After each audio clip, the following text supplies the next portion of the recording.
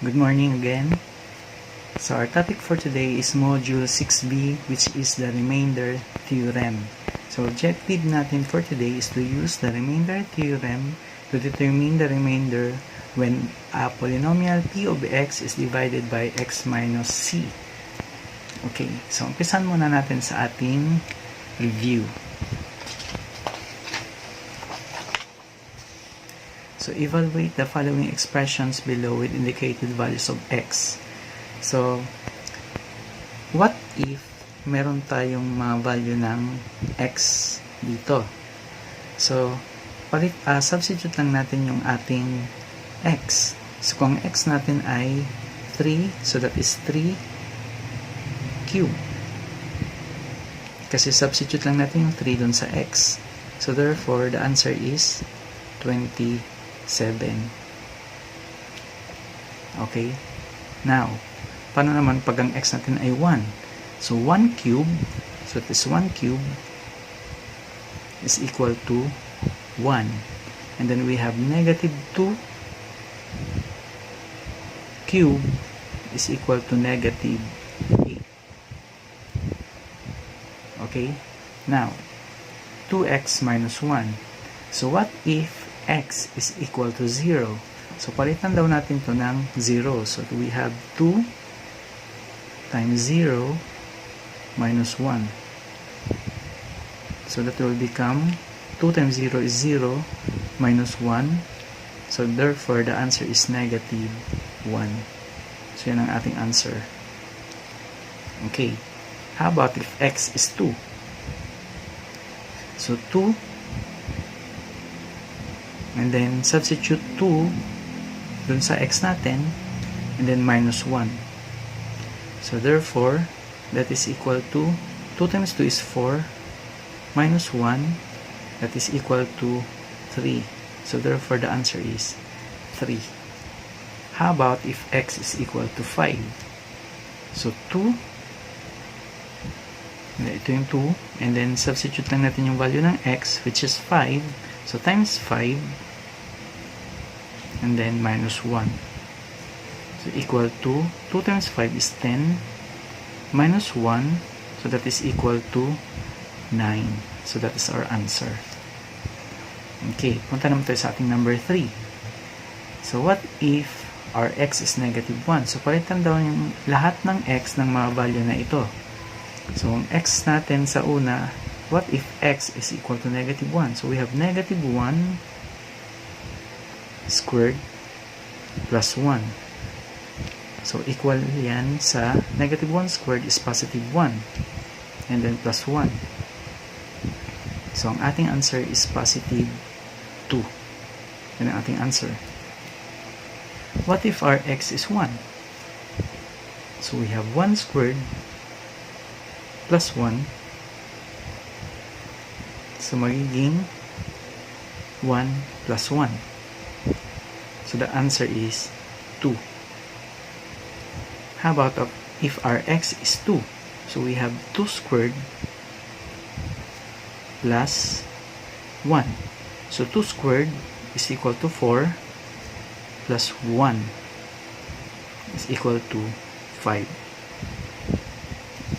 Okay? Next, x squared minus 3x plus 4. So mapansin natin dito, may dalawa tayong x dito. So palitan natin yan, i-substitute natin yung mga value ng x na ito dun sa mga x's. So therefore, we have 2 squared minus 3 times 2 plus 4. So that is equal to 2 squared is 4. And then, negative 3 times 2 is negative 6. Then plus 4. Then simplify lang natin yan. So 4 minus 6 is negative 2. Plus 4 is positive 2. So the answer is positive 2. So yan ang ating answer. Okay. So paano naman ang ating x ay 0? So we have 0 squared minus 3 times 0 plus 4. So that is equal to 0, then 0 minus 0 plus 4. So therefore, ang ating answer is equal to 4. So now, what if our x is negative 2? So we have negative 2 squared minus 3 times negative 2, kasya pa ba? Plus 4. Yan, pagkasyahin natin. So, equal lang natin yan sa... So, what is negative 2 squared? So, pag negative 2 times negative 2, it becomes positive 4. Kasi doblehin lang natin, multiplying negative 2, so maging positive 4. Then, negative 3 times negative 2 is positive 6. And then, plus 4. So, what's our answer? So, we have 4 plus 6 is 10, plus 4 is 14. So, therefore, ang answer natin ay 14. Okay? Now, for number 5. How about if our x is 2? So, substitute 2 dun sa x. So, 6 times 2 minus 7. So, that is equal to 6 times 2 is 12 minus 7. So, that is equal to 5. Okay, what if our x is 3? So, 6, and then substitute x as 3, then minus 7. So, 6 times 3 is 18, minus 7, so that's equal to 11. Okay. Now, paano naman pag ang ating x is equal to 4? So, 6 times 4 minus 7. So that is equal to 24 minus 7. So that is equal to 17. Okay? So ganun lang. Okay, bakit nga ba natin pinag-aralan yan? Kasi gagamitin natin yan sa lesson natin for today, which is the remainder theorem. So punta na tayo sa ating lesson for today. So an important special case of division algorithm occurs when the divisor is of the form x minus c, where c, yung c natin dyan, is a real number. Since the degree is 1, pag sinabi natin degree, so tandaan natin degree is the highest exponent. So kung ang ating highest exponent ay 1, the remainder is a real number. So let us consider the simplified summary statement for the division algorithm. So, paano nga ba natin makuha yung kanyang division algorithm? Okay. Para makuha natin yung kanyang remainder theorem. Kasi, kung meron tayong p of x is equal to the divisor, a dividend, divisor, ito yung divisor, dividend natin. So we have the divisor times the quotient times the quotient. So ano na lang natin, na asterisk na lang natin para hindi siya magdoble. We have the quotient of x plus the remainder. Yan ang ating division algorithm. So since ang ating divisor ay x minus c, so pag i-ano natin yan, equate natin sa 0 yan. So x minus c is equal to 0. So what is our x? So transpose na natin sa kabila yan. So ang x natin daw ay c. So palitan natin ang x as c. So this will become p of c. Kasing x lang natin ay c. Kaya magiging ang ating divisor ay x minus c. At ang ating quotient is cube x. Q of x plus the remainder. Paano yan? Ang ating x ay c. So therefore, substitute natin yung c dun sa x. So we have c minus c times the quotient plus the remainder. At ito ay 0 na. So this is 0 times quotient of x plus r. Now, alam naman natin na any number multiplied by 0 is 0. So therefore, wala na ito. Kasi anumang number na i-divide natin, multiply natin sa 0 ay 0. Okay? So, ano ang ating P of C? So, dito natin mapansin na kung meron tayong real number na divisor na x minus c, na kung saan ang c ay ang ating real number, makukuha natin kaagad by substituting yung ating value ng x. So, parang ginawa natin kanina na parang in-evaluate lang natin ang kanyang x para makuha ang ating remainder kasi ang natira dito ay ang remainder. So, yan na lang na natira. So, makuha daw natin ang remainder by substituting the value of x in the dividend. So, yan ang ating tatawag na remainder theorem. Okay, so para mas lalong maintindihan, ano ang remainder theorem?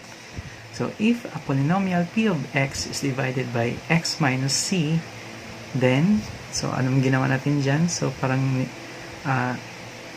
in-equate lang natin sa 0, so ang x natin is equal to c. So, palitan natin yung lahat ng x ng c, at ang c ay real number, di ba? Kung ito ay number.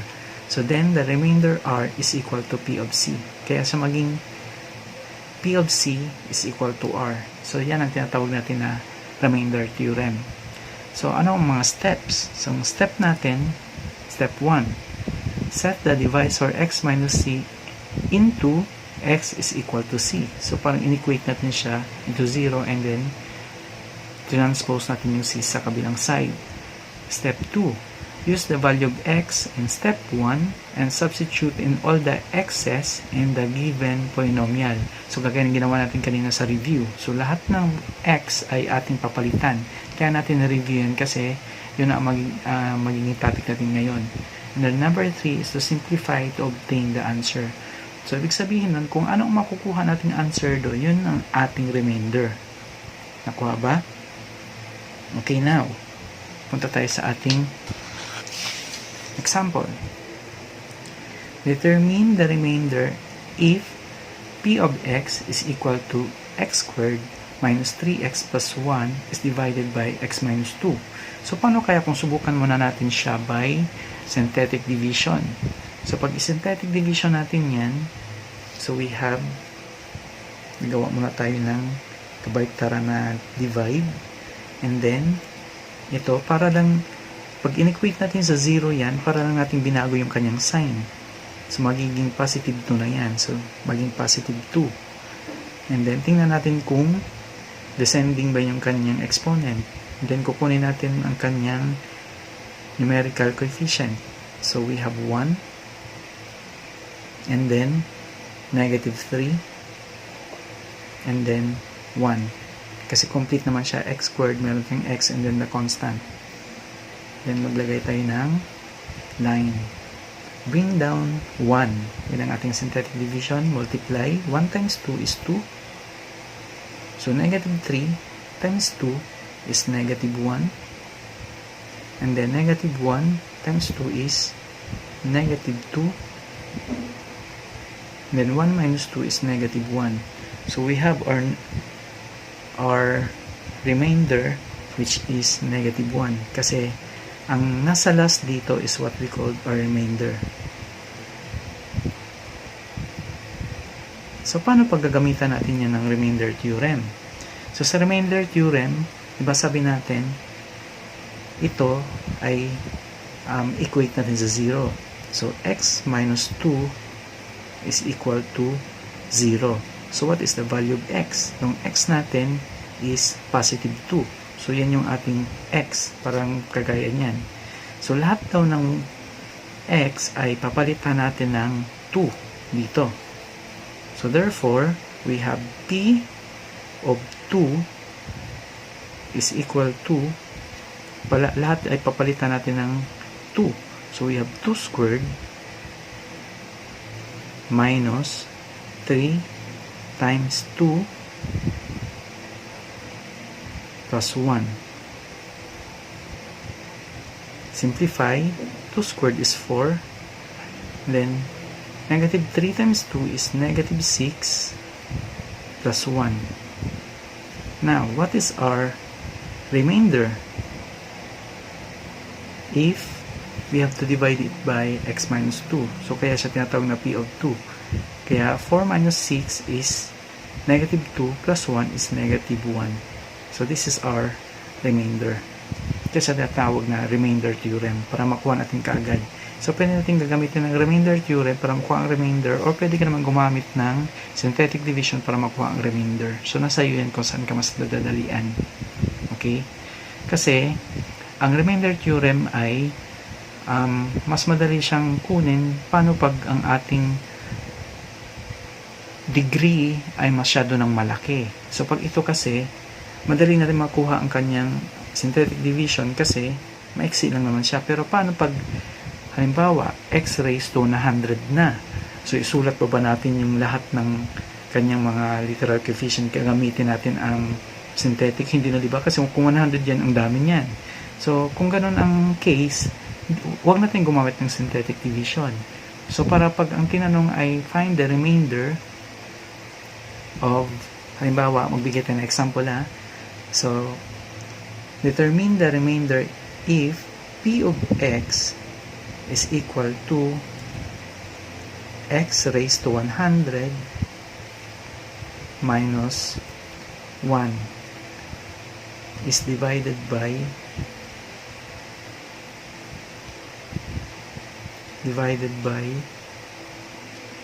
x minus 1. Halimbawa, yan ang ating example. So, pag gagawin pa natin itong synthetic, so mahirapan na tayo kasi 100, so magkaroon ka pa ng 99, 98 na exponent, and then up to constant, diba? Mahirapan tayo kapag iyan pa isulat natin. So, ang gagawin na lang natin, para mas madali, is gagamitin lang natin ang remainder theorem para makuha ang kanyang remainder. Therefore, ang x natin dito is equal to 1. So, parang i-change natin ang sign dyan kasi equate natin dyan sa 0. Okay? So, ang x natin ay 1. So, therefore, p of 1 is equal to 1 raised to 100 minus 1. What is 1 raised to 100? So, that is 1. And then, minus 1. So, therefore, ang p of 1 or the ating remainder, kung i-divide siya sa x minus 1 ay 0. So, ganun lang. So, mas madali siya. Dali gamitin ang remainder theorem pag medyo malaki na ang ating mga malaki ang ating degree or the highest exponent. Pero pag maliit naman, pwede ka namang mag-synthetic division. So, yun ang kaibahan nila. Okay? So now, punta tayo sa ating let's practice.